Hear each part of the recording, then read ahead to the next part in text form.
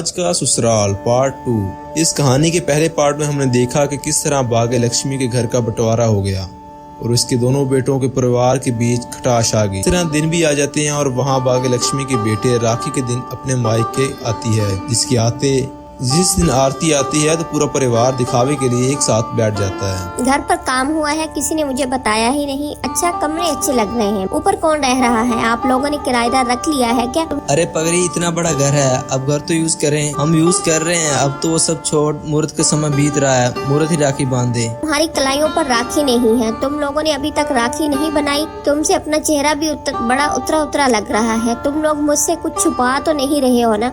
अरे यार, तू भी ना, तेरा इंतजार कर रहे थे दोनों। तू आ गई है ना, तो रात को ही रखड़ी की रस्म भी हो जाएगी। नैना और आरती अपने भाइयों को राखी बांधती है। सब कुछ अच्छे से निपट जाता है। राखी की रस्म पूरी करके आरती अपने घर जाने के लिए निकल जाती है। वो बाहर तक पहुंचती है, उसे याद आता है कि वो अपना पर्स घर पर ही भूल आई है। जैसे ही आरती पर्स लेने अंदर जाती है तो सामने चलता वो दृश्य देखकर वो चूक उठती है। आरती अपने घर में वापस जाने के लिए आगे बढ़ती है। वो अपना घर में हो रहे अपने भाई भाभीओं के बीच की बातचीत को सुन लेती है। चल जल्दी से रखड़ी बांध। मेरे मना करने के बावजूद भी लगता है ना किसी ने आरती कान में कोई बात डालती है।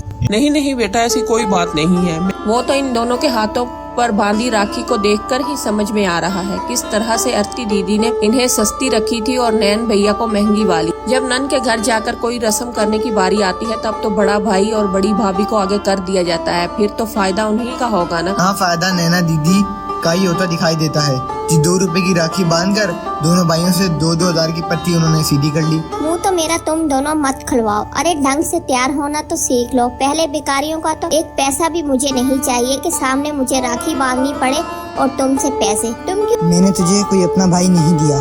बताओ मम्मी, रोज नीचे। सबको सुनकर आरती को झिझका लग जाता है। ये सब मेरे घर में क्या हो रहा है? इन लोगों से बात करनी होगी। आरती आगे बढ़कर सभी के बीच जाती है। सब क्या है भैया?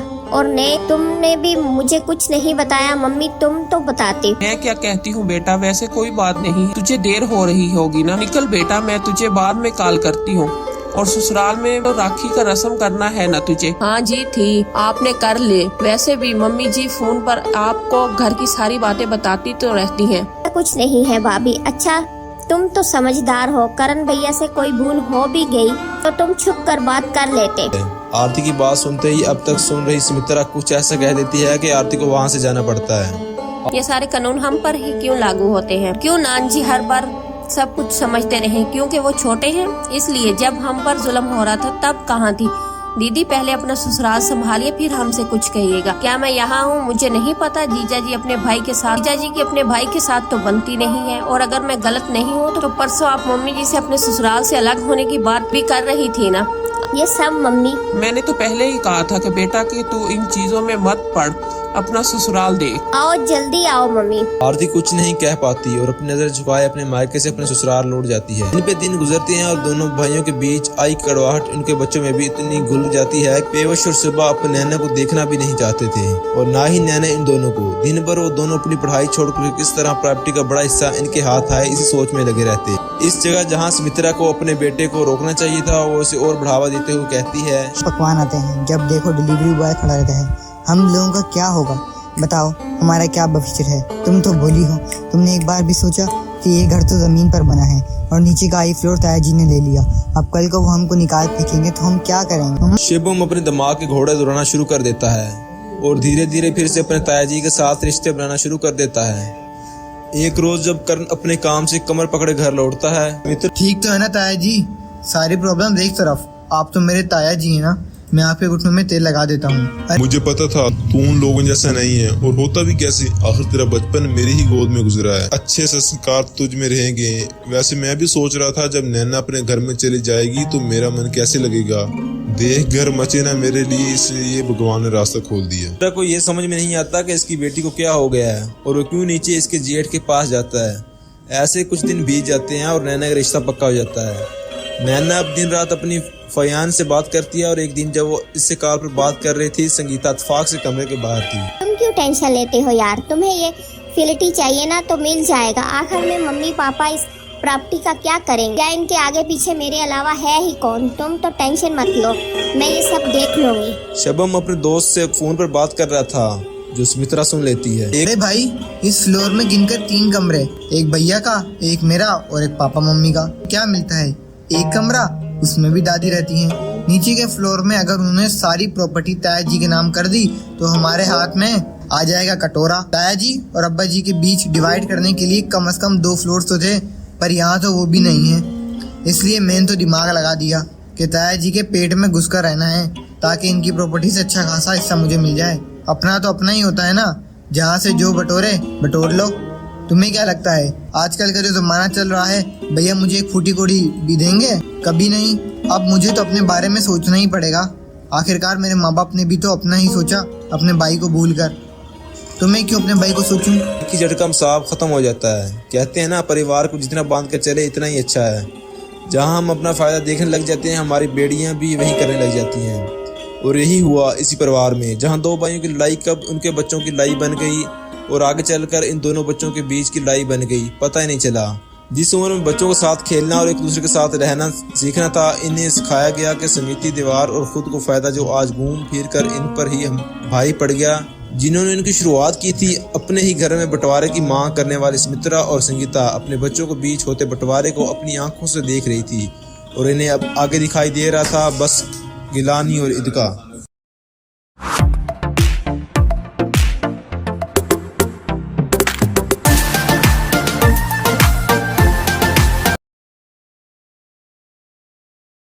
शांति दीदी ने अपने सुंदर से नाम पर अपने घर का नाम शांति नवाज रखा था, लेकिन तराबों की ऐसी कृपा रही कि अपने 62 साल के जीवन में उन्होंने कभी शांति नवाज में शांति रहने नहीं दी। कभी पति रमेश बाबू तो कभी दोनों बहुएं शांति दीदी का शिकार हो जाती और फिर शांति दीदी इनके घर में शांति फैलाने का ठकरा फोड़कर वहां से निकल देती। वो कहते हैं ना, आखिर बकरी की माँ कब तक खैर मनाएगी। धीरे धीरे शांति दीदी की हड्डियों की अकड़ ढीली पड़ने लगी और बुढ़ापा इन्हें अपनी गिरफ्त में लेने लगा। शांति, यूं तो जीवन भर तूने अपने बहुओं पर राज किया है, लेकिन ये बात तू बड़े अच्छे से जानती हो कि तुम्हारे जाने के बाद दोनों बहुओं एक दिन भी साझे नहीं रहने वाली। इसलिए अपने अंत में घटिया समय पकड़ने से पहले जो कहना है कह लो। पति की बात सुनकर शांति ने दोनों बहुओं को अपने पास बुलवा लिया। मेघना और सामिया, बेटा मुझे लगता है अब मेरे जाने का समय आ गया है। ये तो मैं बहुत अच्छे से जानती हूँ कि मेरी आंख बंद होते ही तुम दोनों अपनी अपनी रसोई अलग कर लोगी, लेकिन हो सके तो अपनी बूढ़ी सास की बात मान लेना। बेटा, परिवार परिवार ही होता है, बुरे समय में भाई ही भाई के काम आता है। इसलिए बेशक तुम अपनी रसोई अलग कर लो, लेकिन एक दूसरे का साथ छोड़कर कहीं दूर मत जाना। तुम्हारे पिताजी ने तुम दोनों के लिए जमीन खरीदी है, वो तुम दोनों के लिए अलग अलग मकान बनवा देंगे।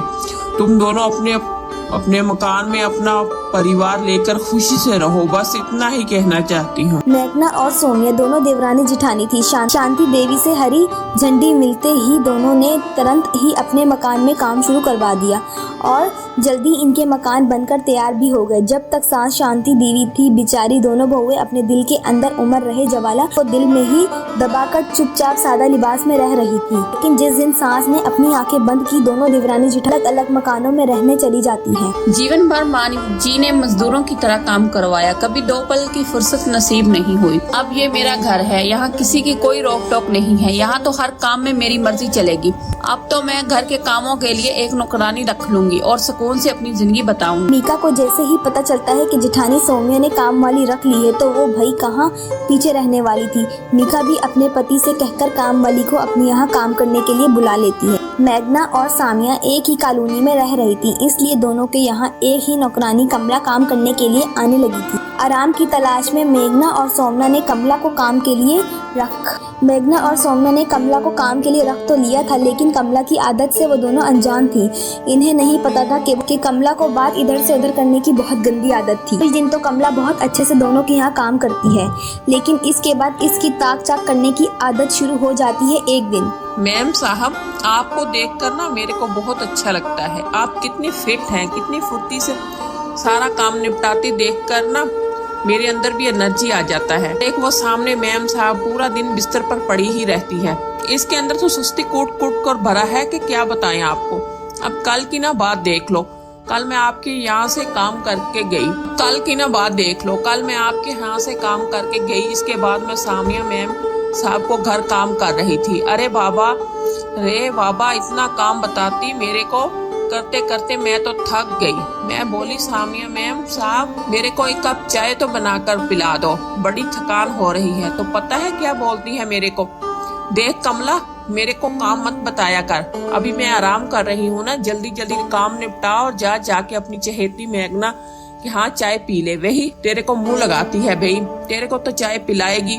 अब आप ही बताओ मैम, मैंने कभी कोई भी आलतू फालतू बात की है क्या आपसे?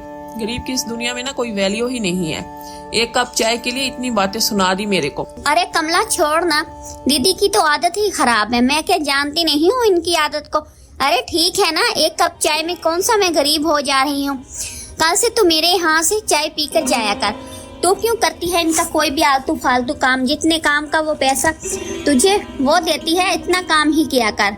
तुझे कोई भी फालतू काम करवाया तो साफ साफ मना कर दिया कर। आप ना एकदम ठीक बोलती है मैम साहब, से मैं ऐसे ही करेगी। कमला काम खत्म करके वहाँ से चली जाती है। अगले दिन कमला सामिया के घर काम करने जाती है। तेरे लिए चाय रखी है, जल्दी से चाय पी ले, और हाँ आज ना आंगन की धुलाई कर देना, तू कल भी बिना धुले चले गई थी। मैम साहब मैं चाय नहीं पिएगी, वो मेघना मैम साहब है ना, वो मेरे को चाय नाश्ता सब अच्छे से करवा कर भेज दे।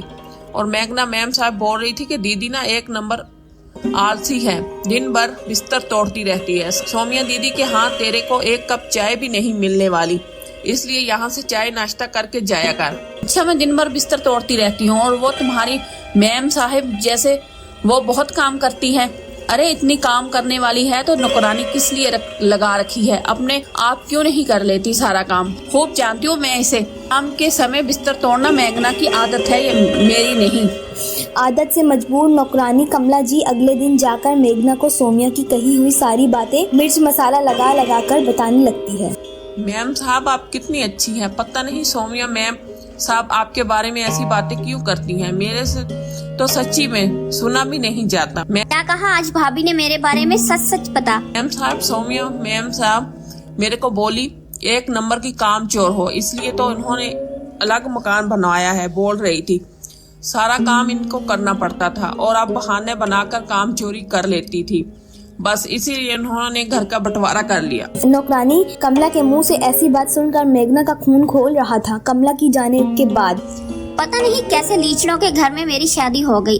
आधी जिंदगी सास ने जीना दुश्वार कर दिया और अब ये जेठानी नहीं जीने दे रही। क्या यही दिन देखने के लिए माँ जी ने एक मोहल्ले में हमारे घर बनवाए थे कि नौकरानी के सामने बेइज्जत होना पड़े? मतलब हमारी तो दुनिया में समाज में कोई इज्जत ही नहीं है। उनको मेघना अपने पति मनोज के दफ्तर से आने का इंतजार करने लगती है। मनोज के आने के बाद देख रहे हैं आप, 15 साल में आपकी माँ ने एक भी दिन मुझे चैन से नहीं जीने दिया। दिन रात काम में पीस कर बस इसी उम्मीद में कि इतने साल रो रो कर बिताए थे कि कभी तो जीवन में सुख मिलेगा, लेकिन अब आपकी बड़ी भाभी मेरा जीना दुश्वार कर रही है। अरे मैं पूछती हूँ क्या जरूरत है नौकरानी के सामने मेरी बुराई करने की?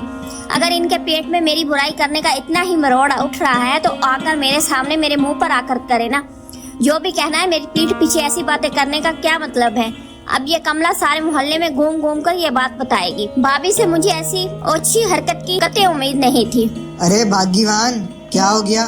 ऐसा क्या कह दिया भाभी ने कमला से जो तुम इतनी आग बगल हो रही हो? मनोज की बात सुनकर मेघना को पहले से भी ज्यादा गुस्सा आता है और वो पैर पटकते हुए अपने कमरे में चली जाती है। अरे नहीं, अभी कहानी खत्म नहीं, अभी तो पिक्चर बाकी है। दोस्त क्या नौकरानी कमला दोनों देवरानी जेठानी को आपस में लड़वाने में सफल हो पाएगी या फिर दोनों देवरानी जेठानी कमला की चालाकी समझकर यही इसे काम से हटा देंगी? जानने के लिए देखिए छूटी नौकरानी पार्ट 2।